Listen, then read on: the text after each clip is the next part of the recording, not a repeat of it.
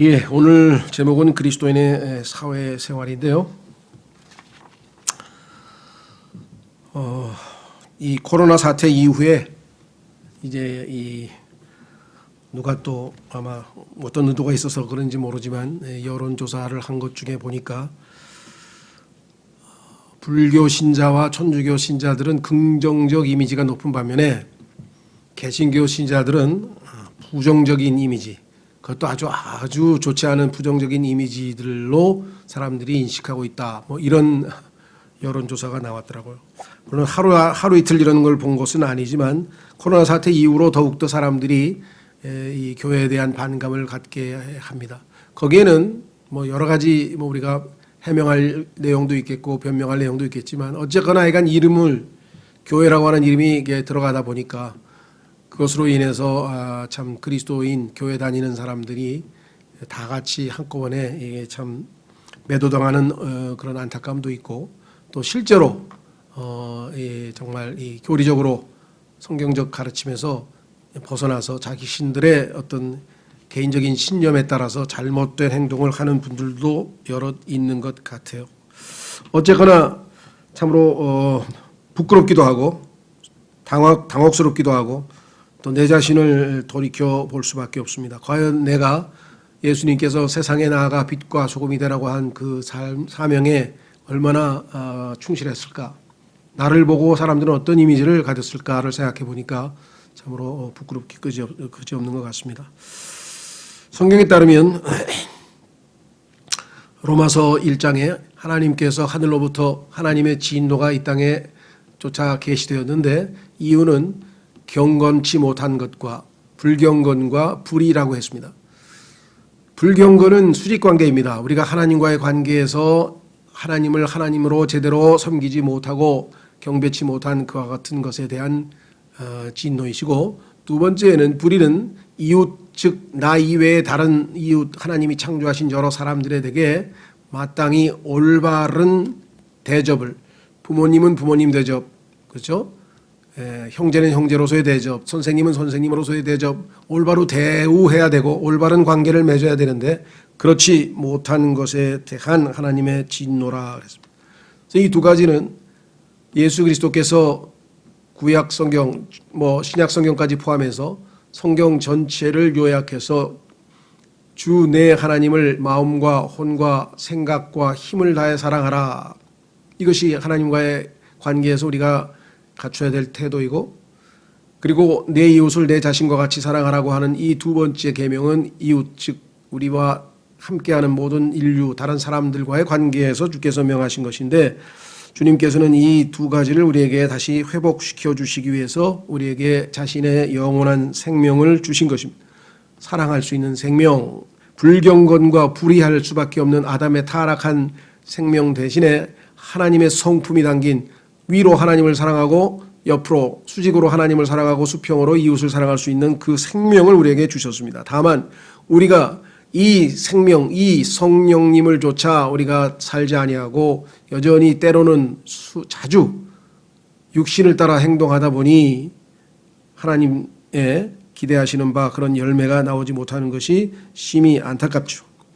자, 그래서 수직관계에 관한 오늘 우리가 읽은 글 중에서도 나왔죠. 하나님과의 관계에서 우리가 얼마나 큰 복을 누리는가, 그 진정한 평안을 얻고, 그러나 수직관계에서 우리의 신앙생활이 머무르는 것이 아니라 그 열매는 수평관계에서 나타나야 합니다. 수평관계는 두 가지로 요약을 할 수가 있는데, 첫째는 그리스도인들과의 관계입니다. 우리 예수 그리스도를 믿고 구원받은 하나님의 자녀들과 나는 어떤 관계를 맺어야 할 것인가에 대한 것이고, 오늘은 그것이 아니고 믿지 않는 사람들, 즉 예수 그리스도를 아직 받아들이지 않고 있는 사람들과의 관계에서 그리스도인은 어떠한 삶을 사는 것이 하나님을 기쁘시게 할 것인가 라는 내용을 오늘 로마서 12장 14절에서 21절에서 우리에게 말씀해 주고 계십니다. 그래서 제가 이렇게 말씀을 드렸습니다.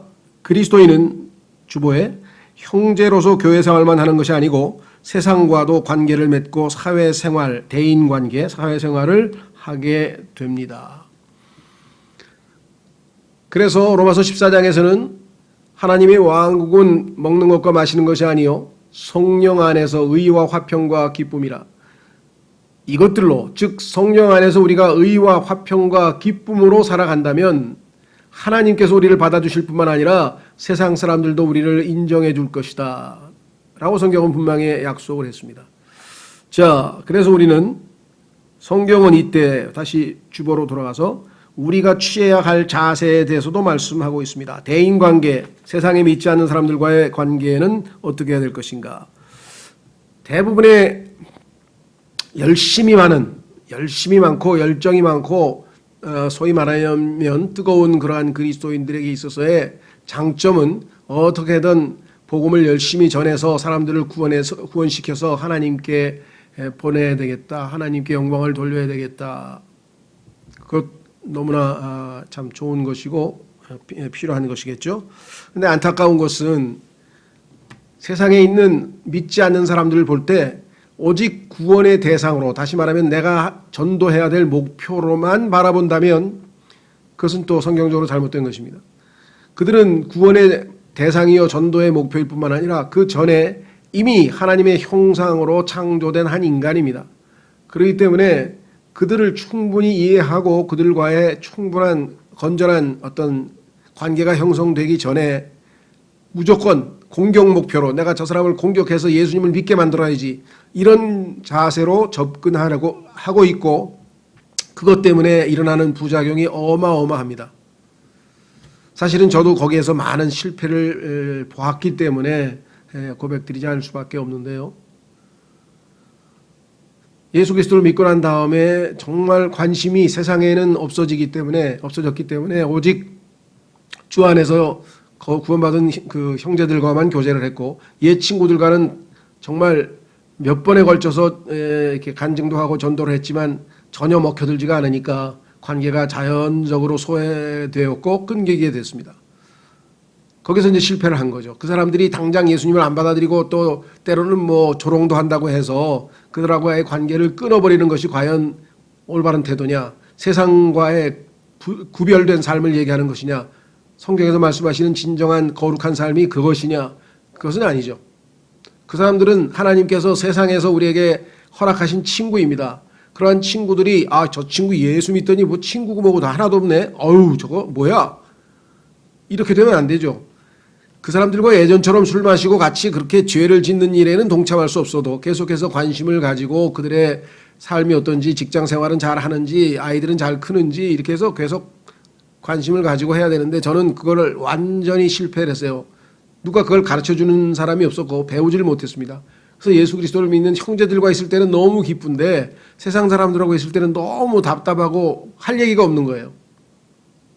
그래서 지혜롭지 못하게 행동하는 바람에 친구 관계가 거의 다 끊어지게 됐고 거기에 대해서는 지금 막심한 후회를 하지만 어떻게 하겠습니까? 기도하면서 어떻게든 기회를 좀 살려보려고 해도 쉽지는 않은 것 같아요.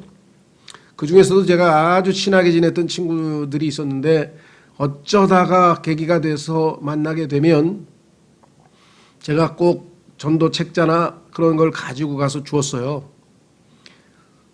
그런데 이제 한 번 정도 주는 건 제가 볼 때는 뭐 큰 문제가 안 되는데 어쩌다 또 만나게 될 때 만날 때마다 가지고 갔더니 그 친구가 그런 얘기를 하더라고요, 저한테. 너는 나를 만나러 오는 거냐? 나 전도하려고 책 주려고 나오는 거냐? 근데 제 마음속에 찔림에 후자의 생각이 많이 있었거든요. 그래서 내가 그 앞에서 미안하다 그랬어요. 아유, 야, 미안하다. 내가 그냥 자주 못 만나니까 그냥 내가 좀 하고 싶은 얘기가 여기 들어있어서 가져왔는데, 그러니까 벌써 알죠. 이 친구는 나를 전도의 대상으로, 친구가 아니라 전도의 대상으로 생각하는구나. 우리가 전도의 대상 맞습니다. 그러나 그것을 그 사람들에게 그것으로만 비치게 된다면 마음 문을 열지 않습니다. 그걸 조심해야 됩니다. 자, 그래서 오늘 여기 이렇게 썼습니다. 주보에 우리는 믿지 않는 사람들을 동정심과 이해심을 갖고 대해야 합니다. 동시에 그 다음에는 이제 우리의 자세죠. 우리 자신의 태도에 주의를 기울여야 합니다. 무엇보다도 사람들 앞에서 비난받을 짓을 해서는 안 되고 모범적인 삶을 살아야 합니다. 이렇게 살지 못하면 사람들은 우리들은 물론 우리 주님을 모독하게 됩니다. 로마서 2장 24절에 이스라엘 백성들이 잘못된 행동으로 말미암아 이방인들이 하나님의 이름을 모독했다. 성경에 또한 다윗도 큰 바세바와의 중죄를 저지르고 우리아를 죽게 하는 중죄를 저지른 다음에 하나님께서 지적하실 때에 너로 인해서 하나님의 이름이 모독을 받게 됐다라고 하는 말씀을 성경에서 듣게 됩니다. 그런 관점에서 보자면 우리도 얼마나 자주 우리 때문에 하나님의 이름이 모독을 받게 했는가를 우리가 늘 염두에 두지 않으면 안 되겠죠. 저도 여러 번 회개를 했습니다마는 우리가 계속적으로 이 문제에 대해서 심각하게 생각을 해야만 한다. 자, 그래서 오늘 세 가지를 살펴보려고 합니다. 첫 번째, 우리는 믿지 않는 사람들을 이해합니다. 12장 14절로 가보겠습니다. 14절, 너희를 핍박하는 자들을 축복하라. 축복하고 저주하지 말라. 기뻐하는 자들과 함께 기뻐하고 슬피 우는 자들과 함께 슬피 울라. 아까도 말씀드렸습니다마는 여기 나와 있는 것처럼 세상으로부터의 성별된 삶과 고립은 다릅니다. 하나님께서는 우리에게 고립하라 그러지 않았습니다. 이 세상을 떠나서 고립한다는 것은 무엇인가? 그것은 바로 중들이 산속으로 들어가는 것과 또 수도승들이, 우리 기독교에도 과거에 카톨릭 같은 데 보면 수도승들이 저 깊은 산속에 들어가서 수도원을 짓고 거기서 그냥 조용하게, 왜? 더러운 세상하고 때 묻으면 안 되니까 나는 깨끗하고 기도하고 성경 읽고 찬송하며 주님 오신 날을 바라보며 살겠다. 그건 고립이죠. 그건 인간으로서의 삶이 아니죠. 그렇죠? 예. 따라서 고립과 성별은 다릅니다. 성별은 이 세상에 살면서도 세상에 물들지 아니하고 살아가는 것, 이것을 성경에서는 성별이라고 합니다. 자, 한번 확인해 보겠습니다. 야고보서 1장, 야고보서 1장으로 가시면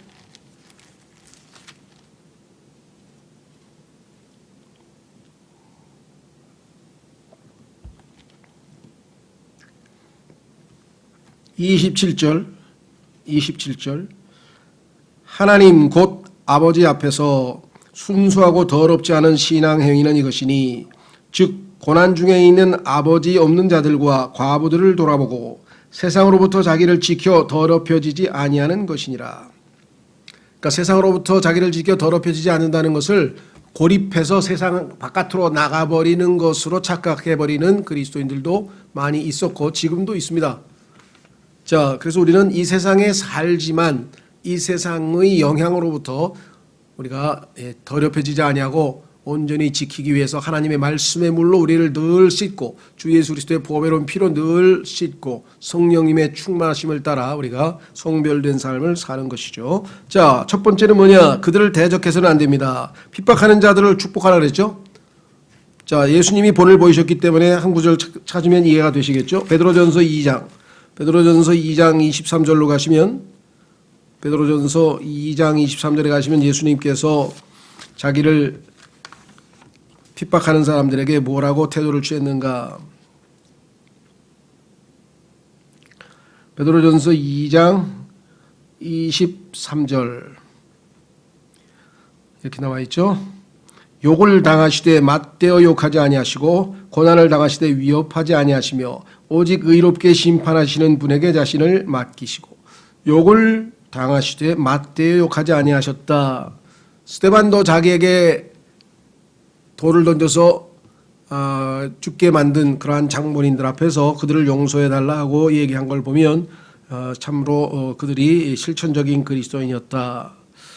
우리의 육신적인 자연적인 성품은, 아담의 성품은 누군가가 나에게 적대적인 행위를 하면 거기에 대해서 다시 똑같이 아니면 더 심하게 반격을 하게 되는 것이 너무나 당연한 육신의 성품입니다. 그렇죠?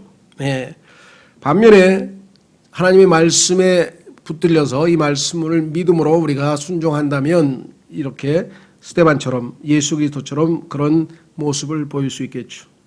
그 유명한 틴데일이라고 하는 성경 번역자가 화형을 시키는 영국의 헨리 8세 왕 앞에서 주여 영국 왕의 눈을 열어주소서 하면서 마지막 축복 기도를 하고 죽은 유명한 사실이 있고 그 기도를 하나님이 응답하셔서 결국은 킹제임 성경이 번역이 됐는데 그 킹제임 성경의 80%가 틴데일 성경과 일치합니다. 틴데일 성경을 하나님께서 정말 이 킹제임 성경의 그 바탕 성경으로 주실 것처럼 그렇게 아주 이 좋은 성경인 것을 우리가 잘 알게 되었습니다. 자, 그래서 우리는 첫 번째는 우리를 핍박하는 사람들을 대적하지 말라 그랬는데 그것은 우리의 육신적 성품으로는 불가능한 것이고 오직 성령께서 그렇죠? 성령께서 충만하게 역사하셔서 우리가 순종할 때만 가능한 것이겠죠. 자, 그 다음에 기회를 찾아야 합니다. 그랬습니다. 기회를 찾아야 합니다. 성경에 보면 예수 그리스도께서도 우리가 볼 때 영적으로 제자들만 가르치고 아주 하나님의 사역만 하신 것 같지만 그렇지 않습니다. 예수님도 그 당시 사회의 일원으로서 사회생활도 하셨습니다. 그것은 첫째, 예수님께서 첫 번째 기적을 일으키신 것이 바로 그 유명한 혼인잔치 때였죠. 가나 혼인잔치. 그리고 예수님께서 마지막 7번째 기적은 바로 나사로의 장례식장이었습니다. 그래서 우는 것과 이 땅에서의 슬픔과 기쁨에 동참하시면서 애들과 함께 동행하셨던 것을 보게 됩니다. 자, 그래서 오늘 다시 본문으로 가면 15절, 로마서 12장 15절로 가시면 이렇게 기록되어져 있습니다. 자, 어떤 사람들 기뻐하는 사람들 있죠. 아, 승진했다. 아, 월급이 올랐다. 애가 대학에 합격했다. 우리 주변에 보면은 기뻐할 일들이 꽤 있습니다. 그래서 뭐라고 했느냐? 기뻐하는 자들과 함께 기뻐하라.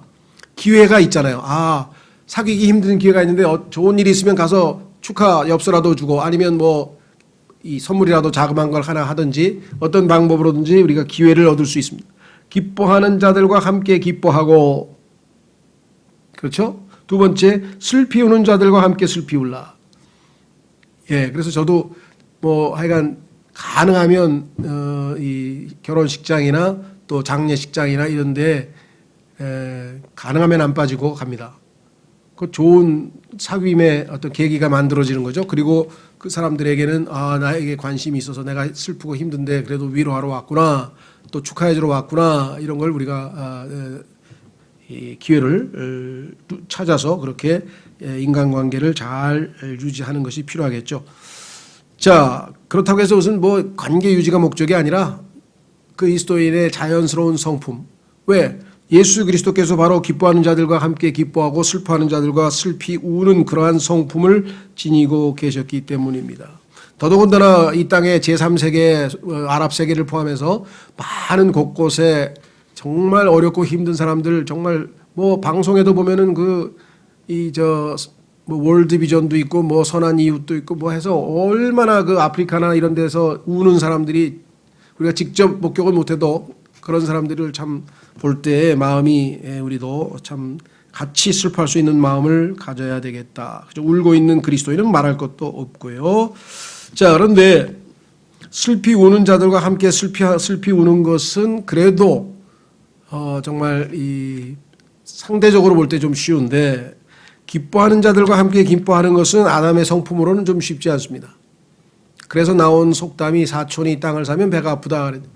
남이 잘 되면 아담의 성품은 축하하는 게 아니라 석하하는 척하고 속으로는 뭐예요?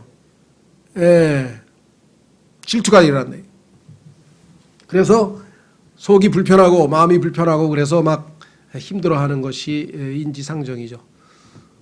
저도 과거에 지금은 뭐 다 없어졌지만 학창 시절에 써놓은 일기에 보니까 그 친구들 막 사시 붙고 그다음에 뭐 어디 잘 되는 거 그때마다 가서 축하는 해줬는데 집에 돌아와서 뭐랄까요? 그 쓰라린 심정을 써놓은 것을 읽어보면서 그리스도인이 된 다음에 읽어보니까 인간은 역시 이것밖에 안 되는구나. 따라서 기뻐하는 자와 함께 기뻐하라고 하는 주님의 이것은 아담의 성품으로 노력하고 한다고 될 것이 아니라 성령으로 충만하여서 예수 그리스도의 성품이 우리 삶에서 드러날 때 가능하겠죠. 그렇죠? 자, 그래서 우리는 나와 있는 것처럼 기뻐하는 자들과 함께 기뻐하고 슬피 우는 자들과 함께 슬피 울어야 되는데 욥의 친구처럼 찾아가서 욥의 죄를 끄집어내서 정죄하는 그러한 경우가 있어서는 안 되겠다. 너무 유명한 예니까. 자, 그 다음에 그래서 우리는 이제 믿지 않는 사람들을 이해해야 된다라고 하는 관점에서 두 가지를 살펴봤고요. 그 다음에 이제 우리의 태도에 관해서 역시 두 가지를 하나님 말씀을 통해서 확인을 해보고자 합니다. 첫 번째 올바른 태도인데 그 중에 하나가 뭐냐면 편파적이어서는 안 된다. 자, 서로를 향해 같은 생각을 가지며 높은 것들의 생각을 두지 말고 도리어 낮은 처지의 사람들에게 겸손히 행하며 스스로 지혜 있는 것으로 여기지 말라. 자, 우리도 보면은요, 사람을 대할 때 이 편파적으로 대할 때가 있어요. 그것은 뭐냐?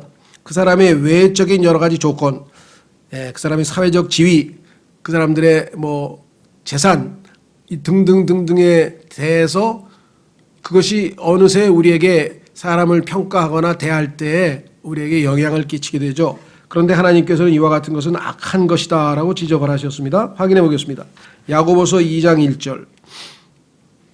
교회에게 이런 일들이 있기 때문에 또 우리가 지적당하는 것 중에 하나죠. 그것은 뭐냐? 여기 정확하게 잘 기록해 놓으셨네요. 야고보서 2장 1절. 내 형제들아 영광의 주 곧 우리 주 예수 그리스도의 믿음을 가지고서 사람들의 외모를 중시하지 말라.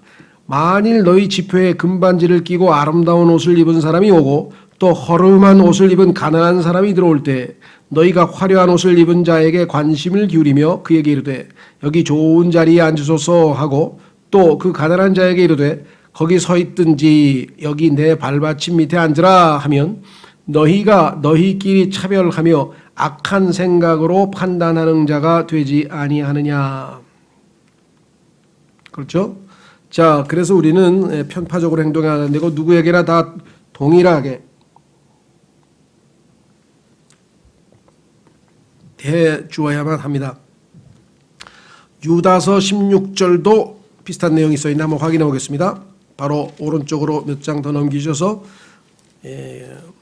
성경 65권째 신약성경의 끝에서 두 번째 요한계시록 직전에 나와 있는 유다서에 보면 사람들이 안 믿는 이 세상 사람들이 그들을 성령이 없는 사람이라 그랬고 그들을 불경건한 자라고 성경에 묘사했는데 불경건하고 성령이 없는 사람들의 특징이 나와 있는데 24가지가 나와 있습니다. 그 중에 하나가 뭐냐? 16절. 유다서 16절. 이들은 투덜거리는 자요 불평하는 자들이며 여기에 나와 있는 24가지 이 경건치 않은 사람들의 태도를 보면 하나님께서 진노하시고도 남죠. 왜? 불경건하니까. 자, 그 다음에 뭐랬습니다. 자기 정욕대로 걷는 자들이니라 그들의 입은 크게 부풀린 말을 하며 그 다음에 이제 오늘 우리가 찾고자 하는 내용은 그 다음에 나와 있네요. 그것은 뭐라고 되어 있습니까? 이득을 위해 사람들의 외모에 감탄하느니라. 야, 우리 교회에 부자가 왔나 봐. 야. 저 사람은 왜 왔지? 저렇게 남노한 옷을 입고 왜 왔지? 그게 성경에서는 악하다고 성경에 분명하게 얘기를 했죠. 여기 나와 있잖아요. 이득을 위해 사람들의 외모에 감탄하니라. 자기에게 이득될 것을 생각해서 사람들의 외적인 그러한 것들에 대해서 마음을 기울이는 것, 이것이 악하고 합당치 못한 행위다. 우리 그리스도인은 올바른 태도를 지어야 되는데 그것은 뭐냐? 편파적이어서는 안 된다. 그 사람의 소위 말하는 스펙이나 이런 것에 대해서 우리가 그들을 대할 때에 어떤 영향을 입히거나 우리의 행동이 바뀌거나 태도가 바뀌거나 이렇게 되어서는 안 된다라는 사실을 분명하게 말씀하고 있습니다. 그렇죠? 이 문제에 있어서 정말 우리가 성령으로 충만하지 아니하면 우리 자신도 그렇죠. 우린 나에게 좀 불편한 사람은 전화 받는 태도도 달라지잖아요. 그렇죠. 예. 자, 이 문제도 정말 우리가 기도하고 주님의 성품을 우리가 실천할 때 순종할 때만 가능하겠죠. 자, 그 다음에 올바른 태도 두 번째는 교만하지 말아야 한다. 교만하지 말아야 된다. 여기 오늘 로마서 12장 본문에 분명하게 이 교만과 관련지어서 말씀을 했는데 일단 중요한 것은 예수 그리스도께서 마태복음 11장에서 나는 마음이 온유하고 겸손하다. 예수님께서 겸손하라 그랬는데 겸손한 분이 우리 안에 들어와 계신다면 우리가 교만한다고 하는 것은 도저히 있어서는 안 되는데도 불구하고 여전히 그리스도인에게 있어서 가장 넘기 힘든 마지막 고비가 뭐냐? 그게 교만이에요. 교만. 자, 갈라디아서 6장으로 가보겠습니다. 갈라디아서 6장. 교만은 그리스도인에게 있어서 다른 무엇보다도 내가 다른 사람보다 신앙이 더 좋다. 이 교만이 제일 무섭습니다. 이 교만이 제일 무서워요. 내가 다른 사람보다 성경도 많이 알고 다른 사람보다 전도도 많이 하고 다른 사람보다 기도도 많이 하고 다른 사람보다 봉사도 많이 하고 이건 다 잘하는 거예요. 훌륭한 거예요. 그런데 그렇다고 생각하고 의식하고 있다면 이건 자기의가 되는 거죠. 대표적인 것이 바로 욥입니다. 욥은 하나님 보시기에 순전하고 그렇죠? 완전하고 악을 멀리하고 악에서 하나님을 두려워하고 이 세상의 인간치고 그런 평가를 하나님으로부터 받은 인간이 누가 있었겠습니까? 그것은 대단히 훌륭하고 좋은 거지만 자기가 바로 그렇다고 의식을 하는 순간에 그는 자기의에 빠지게 돼서 교만하게 된다는 것이죠. 그렇죠? 이것이 그리스도인이 가장 넘기 어려운 이 난제입니다. 자, 그래서 우리는 이 갈라디아서 지금 6장으로 가보시면 뭐라고 되어 있는가 그 문제에 대해서 언급을 했습니다. 3절 만일 어떤 사람이 아무것도 아니면서 스스로 무엇이나 되는 것으로 생각하면 자기를 속이나니. 하나님 앞에서 바울은 어땠습니까? 한때는 바울도 자기가 사도라고 하는 것 그리고 이 바리새인들 그 제사장에게도 지적을 하기도 하고 했지만 나중에 사도 바울이 마지막 서신이라고 할 수 있는 디모데 후서에 가면은 디모데 전서죠. 디모데 전서에 가면은 자신을 뭐라고 평가하냐면 죄인들의 우두머리라. 내가 죄인의 우두머리라. 왜 그럴까요? 성숙되어져 가면 성숙되어져 갈수록 하나님께 더 가까이 다가가게 되고 하나님께 더 가까이 다가간 사람은 그 하나님의 거룩하심의 빛에 더욱더 자신의 추한 모습과 더러운 모습이 비치게 되기 때문에 오히려 더 자기가 죄인임을 깊이 있게 깨닫게 되고 의식하게 되는 것이다. 가까이 가면 가까이 갈수록 그렇습니다. 대표적인 예로 자주 예를 들었습니다마는 시몬 베드로가 처음에 베드로 전서를 기록할 때는 나 사도 베드로가 편지한다 하면서 자신을 사도로 내세웠죠. 그러나 베드로 후서에 가면 뭐라고 얘기하냐면 사도라고 하는 말 대신에 말을 하기 전에 종이란 말을 씁니다. 나는 예수 그리스도의 종이요 사도다. 종이다 나는 종. 그 다음에 나는 단순히 베드로 예수 그리스도께서 변화시켜서 거듭난 성품을 지닌 새로운 창조물 베드로이기 이전에 내 안에는 여전히 시몬이라고 하는 옛 성품 아담의 성품이 들어있다. 그래서 종과 시몬이라고 하는 것이 베드로 후서에는 자신을 밝힐 때 쓰고 있습니다. 그것은 많이 성숙해서 많이 겸손해진 것이죠. 그렇죠. 자, 그것 중에 하나 그리스도인들에게 가장 위험한 것, 제가 정말 안타깝게 생각하는 것 중에 하나는 시간을 많이 들여서 성경을 많이 읽고 또 책도 많이 읽고 또 인터넷 여러 좋은 설교도 많이 듣고 그건 좋은 거죠. 그런데 그것이 점점 자기가 지식을 축적해서 점점 많이 아는 것처럼 생각이 되고 그렇게 되면 고린도전서 8장에 얘기하는 것처럼 지식은 우쭐되게 만든다는 그 함정에 빠지게 되는 것이에요. 그러면 교만하게 되는 것이에요. 그러면 성경에 보면 모든 교만한 자들을 다스리는 왕은 바로 리워야단 마귀라고 성경에 써 있습니다. 교만해지는 순간 예수님과는 아무 상관이 없는 것이에요. 왜? 예수님은 나는 마음이 온유하고 겸손하니 내게 와서 배우라. 물론 우리가 교만해졌다가 회개하고 빨리 돌아와서 돌이켜서 주님 앞에 엎드리는 것 그거 좋죠. 그러나 정말 조심해야 된다. 이게 잘못하면 교만한 자들의 왕인 마귀에게 우리가 농락당하는 수가 있다 그랬습니다. 그래서 교만하지 말라라고 성경에서 분명하게 이야기를 했죠. 오죽하면 하나님께서 바울이 너무나 잘못하면 많은 계시 때문에 너무나 많은 계시를 받았기 때문에 교만할까봐 자만할까봐 하나님께서 그에게 육체의 가시 사탄의 사자를 몸에다가 평생토록 두어서 바울을 지키려 하셨을까? 그럼 하나님의 자비와 긍휼이죠. 평생 아픈 게 왜 자비와 긍휼입니까? 우리가 보기에는 정말 힘들었을 거예요. 그 쉬운 일은 아니었겠어요. 그러나 교만해서 하나님과 멀리 떨어져서 영적으로 완전히 난파가 되고 주저앉는 것보다는 훨씬 더 큰 축복이다 라고 하는 것을 우리가 받아들여야 하겠습니다. 자, 그래서 우리는 두 가지 태도, 편파적이지 아니하고 공평해야 되고, 두 번째 교만하지 아니하고 겸손해야 된다. 그래서 이 겸손에 대해서는 우리가 이미 자주 이야기를 했는데요. 로마서의 이 부분 12장에 나와 있는 이 부분을 유명한 설교자인 크리소스톰이라고 하는 사람이 설교 제목을 낮은 데에 처하라, 낮은 데에 처하라 이런 제목으로 설교를 한 걸 보면 핵심을 잘 찾아낸 것 같아요.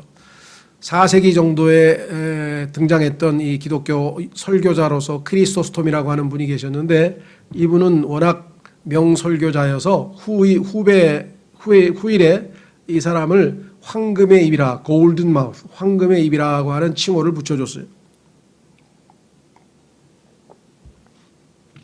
아닌 게 아니라 상당히 명언들을 많이 남겼는데, 이 설교 제목도 보면은 참 우리가 납득할 수 있는 명언을 남겼죠. 그리고 그 내용 중에 보면은 그런 이야기가 나옵니다. 그리스도인에게 다가오는 박해와 핍박과 고난과 고통과 또 원수들의 비판과 주변 사람의 조롱과 그 어떠한 것들이 됐든 간에 다 우리가 그리스도의 심판석에서 받게 될 상급을 조달해 주는 자들이다. 상급의 조달자들이다. 이렇게 평가를 한 것을 보면 영적으로 깊은 통찰력이 있는 분이셨다라고 생각이 됩니다.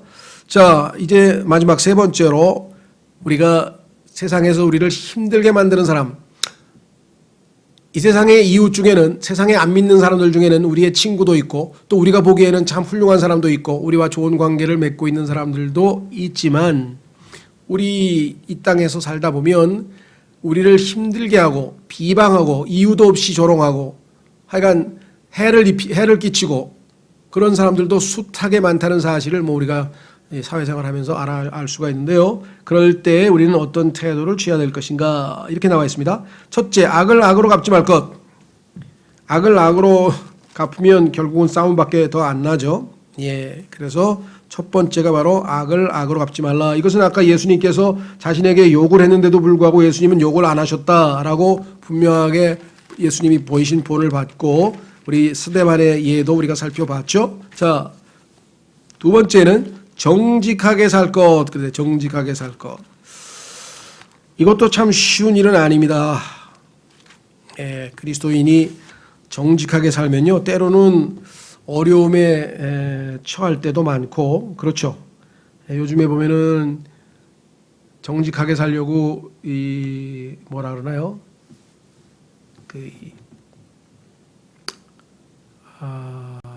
회사 안에서 잘못한 사람들 또는 벌어지는 비리 같은 데에 대해서 이렇게 알리는 거 있잖아요. 그걸 뭐라 그러나요? 내부 고발. 내부 고발도 사실 그거 참 알고 있는데 입을 다물기가 참 쉽지 않은 거죠. 정직한 사람은 정말 다른 어쩔 수 없이 얘기할 수도 있어야 되는 건데요. 어쨌거나 이 정직이라고 하는 문제도 성경에서는 심각하게 다루고 있습니다. 그리스도인은 마땅히 정직하게 살아야 된다고 디모데전서에 보면 우리가 정직하게 살기 위해서 국왕들, 즉 위에 있는 권세자들을 위해서 기도하라. 나라 사회가 안정이 될 때 정직한 사람도 살 수 있지. 그렇지 않고 불안해지고 이러면은 정직한 사람은 정말 발붙이기가 힘들고요. 사도행전 6장에 보면은 정직하다고 하는 소문, 그러니까 정직하다고 하는 평판을 듣는 사람을 집사로 세우라고 하면서 집사 일곱 집사 세울 때에도 정직한 평판이란 말을 거기에 분명하게 붙이고 있는 것을 확인해 볼 수가 있습니다. 사실 그리스도인 하면은 한때 정말 정직한 사람들이다라고 평판을 많이 받았던 시절이 있었어요. 특히 요한 웨슬리의 아주 종교혁명이 일어나서 영국이 도덕적으로 굉장히 아주 참 하나님께서 은총을 베풀어 주셨던 시절이 있었는데 그 중에서도 가장 돋보이는 사람들이 감리교인이었습니다. 요한 웨슬리가 선두로 세웠다는 그 감리교인들은 당시에 얼마나 사회로부터 세상으로부터 인정을 받았는지 은행에서 감리교회에 다닌다고 하는 것을 목사가 확인만 해주면 무담보 대출, 담보 없이 대출해 줄 수 있을 정도로 신용 꼭 갚고 정직하다고 하는 것을 보였다고 할 정도로 그리스도인이 평판을 받은 적도 있었어요, 역사에. 예. 자, 제가 기억나는 것 중에 하나는 예전에 아주 정말 몇십 년 전 얘기인데 그 콜롬비아 출신의 군인, 육군 하사죠. 공군 하사인데 콜롬비아 출신의 한 크리스찬이 한국의 무슨 신앙 대회 무슨 집회에 참석했다가 어떻게 해서 하여간 며칠을 같이 지내게 됐는데 그 형제가 하비에르라고 하는데 하비에르라고 하는 형제가 자기의 그리스도인이 되고 난 이후에 간증을 하는 걸 제가 이렇게 기억이 납니다. 그는 공군 하사이기 때문에 또 점프, 소위 말하면 공중에서 낙하 훈련을 자주 합니다. 그리고 일주일에 3번을 한답니다. 일주일에 3번 낙하 훈련할 때 이제 기준이 그런데 자기 부대의 부대장이 2번만 훈련을 하는 거예요. 2번만. 그리고 한 번 해야 될 훈련할 때 들어가는 비행기가 있을 거예요. 비행기가 떠야 될 거 아니에요. 그 기름을 빼서 팔아가지고 자기도 먹고 부하들도 다 나눠준다는 거예요. 골고루. 근데 자기가 보니까 이거 3번 하게 돼 있는 거구나. 그래서 자기는 부대장한테 가서 저는 이 돈을 안 받겠습니다. 그랬더니 부대장이 웃기는 소리 하지 마라. 너만 안 받는 게 끝나는 게 아니라 그럼 우린 뭐야? 다 죄인 되는 거야? 나 다 잡혀가야 되는 거야? 뭐야? 저는 거기에 대해서 함구하겠습니다. 그냥 저는 안 받겠습니다. 안 돼. 네가 안 받으면 안 된다고. 저는 그래도 이거는 하나님 앞에서 제가 받지 못합니다. 그랬더니 권총을 딱 빼가지고 이게 죽을래 너? 하고 그래서 죽어도 좋습니다. 저는 죽으면 하늘나라 가니까 그냥 편안하게 죽여주십시오. 그랬더니 부대장이 도저히 안 되니까 나중에 뭐라 그러냐면 좋았어. 그럼 타협을 하자. 지금까지 우리가 속이고 돈 나눠 먹은 거에 대해서는 입을 다물어야 돼. 그리고 다음 주부터는 네가 말하는 대로 우리가 3번 훈련을 하겠다.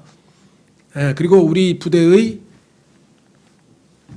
이 회계, 돈 회계 담당을 네가 해라.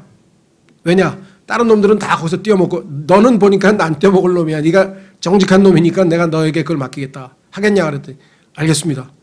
그래서 그 부대가 그렇게 그 간증을 하더라고요. 그러면서 그때 자기 하나도 안 두려웠대요.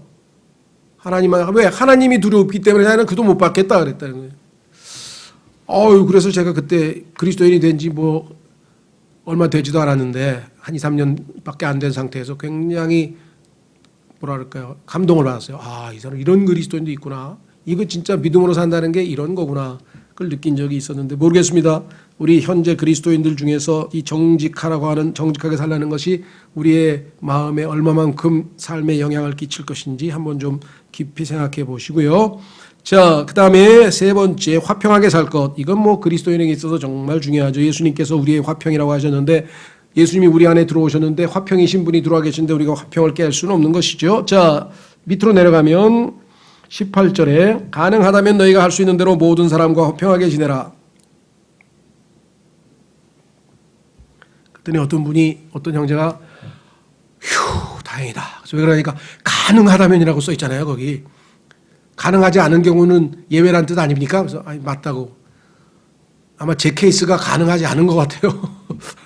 뭔지 모르겠어요, 제가. 그렇죠. 나는 가능하면 화평하게 대하려고 하는데 상대방이 계속 안 그러면 상대방의 행동을 내가 어떻게 책임을 지겠어요. 그렇죠. 레스터 롤로프라고 하는 미국의 목사들 중에 목사라고 존경받는 분이 있는데 그분이 유명한 말을 했어요. 당신이 나에게 한 행동들에 대해서는 내가 책임질 수가 없다. 그러니까 당신이 나한테 뭐 악하게 하든 뭐 하게 뭐 욕을 퍼붓든 무슨 짓을 해도 나는 거기에 대해서는 내가 책임이 없지만 그 행동에 대한 my reaction, 내가 어떻게 반응하느냐에 대해서는 나는 하나님 앞에 책임이 있다. 그죠? 그래서 거기에 뭐 기억이 정확하지 않은데 I am not responsible for the actions of others. 다른 사람들의 행동들에 대해서는 낸 책임이 없어. 그러나 I am responsible for my reaction to them. reaction. 내가 다른 사람이 나에게 욕을 해서 내가 욕을 하면 그 내가 한 욕에 대해서 하나님 앞에 책임이 있다 이 말. 그렇죠? 그래서 여기 나와 있는 것처럼 정말 가능하면 사람들과 화평하게 지내고 악을 악으로 갚지 말고 이 모든 것의 원칙은 뭐냐면 내가 이 모든 나를 불편하게 만들고 나를 힘들게 만드는 것에 대해서 어떻게 반응하느냐에 대해서는 하나님 앞에 책임이 있다라는 사실을 우리가 기억하자는 것이죠. 자, 마지막 결론이 바로 그 유명한 21절에 악에게 지지 말고 도리어 선으로 악을 이기라. 어둠을 물리치는 방법은 딱 하나입니다. 빛입니다. 빛. 악을 물리칠 수 있는 방법은 딱 하나입니다. 선입니다. 선. 그렇죠? 그리고 여기에 대해서 다른 사람에 대해서는 하나님께서 책임지신다고 19절 20절에 나와 있죠. 왜? 원수 갚는 일은 하나님이 하신다 그랬는데 내가 나서서 하나님 역할을 해야 될 이유가 뭐가 있어요? 나는 이 사람이 나에게 악하게 하면 나는 선하게 대해주고 나를 핍박하면 내가 그 사람을 축복해주고 그거는 내가 보여야 될 반응이고 그건 내가 하나님 앞에 책임이 있는 것이고 그 사람에 대해서는 내가 책임지는 게 아니죠. 하나님께서 거기에 대해서 행위대로 갚아주신다 그랬으니까 그 원수 갚는 일은 하나님의 몫이다라는 것을 여러분이 생각해야 됩니다. 보면은 그리스도인들 중에서도 누군가 자기에게 해코지했다든가 자기를 아주 악하게 대했다든가 자기를 괴롭혔다든가 이거를 힘들어 하시는 분들이 너무 많더라고요. 아마 인간이니까 당연히 힘들겠죠. 누구는 안 힘들겠습니까? 그러나 하나님께서 말씀하셨잖아요. 그래, 이 사람에 대해서는 알아서 하나님께서 하실 거야. 나는 이 사람들에게 하나님께서 선하게 대해주렸으니까 선하게 대해주자. 그러면 하나님은 나는 하나님의 말씀에 순종한 셈이 되고 나를 괴롭힌 사람에 대해서는 하나님께서 적법하게 처분하시겠죠. 자, 그래서 우리는 오늘 사회생활에 있어서 대인관계에 있어서의 기본 원칙들을 하나님께서 성경에 보여주셨는데 이런 문제에 대해서 우리가 너무나 소홀히 하지 않았는가. 물론 억울한 면도 있어요. 그것은 뭐냐. 사회에서 소위 말하면 기독교 또는 개신교라고 하는 교인이라고 하는 이름으로 무리를 일으키는 사람들의 제가 볼 때는 90%는 거듭나지 않은 그냥 교회만 다니는 사람이라고 생각합니다. 그냥 종교인이라고 생각을 해요. 이건 제 개인적인 순수한 개인적인 판단이고 성령께서 내조하시고 정말 아무리 육신적으로 살더라도 성령께서 내조하신 그리스도인들은 그렇게까지 행동을 못합니다. 그렇게 행동을 하면 성령님께서 안에서 탄식하면서 어떻게든 다시 회개케 하고 할 텐데 그럼에도 불구하고 거듭난 그리스도인들조차도 육신적으로 살면서 많은 문제를 일으키는 것 또한 사실이죠. 왜? 저를 봐도 그렇고 교회 생활을 제가 35년 가까이의 저의 경험을 봐서도 그렇고 그렇습니다. 그래서 우리는 다른 그리스도인이 어쨌다 저쨌다가 아니라 각자 자기 삶에 대해서 하나님께서 회개 보고를 한다 그랬죠. 그래서 너희는 형제를 판단하지 말고 자기 삶에 대해서 하나님 앞에 책임질 생각을 하라. 자, 로마서 14장에 써 있죠. 그렇죠? 예, 그래서 우리는 하나님 앞에서 자기 삶에 대해서 우리가 하나님 앞에 보고를 할 것이다. 마지막 읽고 마치겠습니다. 로마서 14장 10절. 그런데 내가 어찌하여 내 형제를 판단하느냐? 어찌하여 내 형제를 무시하느냐? 우리가 다 그리스도의 심판석 앞에 서리라. 기록된 바 내가 살아있음을 두고 맹세하노니 모든 무릎이 내게 굴복하고 모든 혀가 하나님에게 자백하리라. 주가 말하노라 하였느니라. 그러므로 이와 같이 우리 각 사람이 자신에 관하여 자기 자신에 대해서 자신에 관하여 하나님께 회개 보고를 하리라.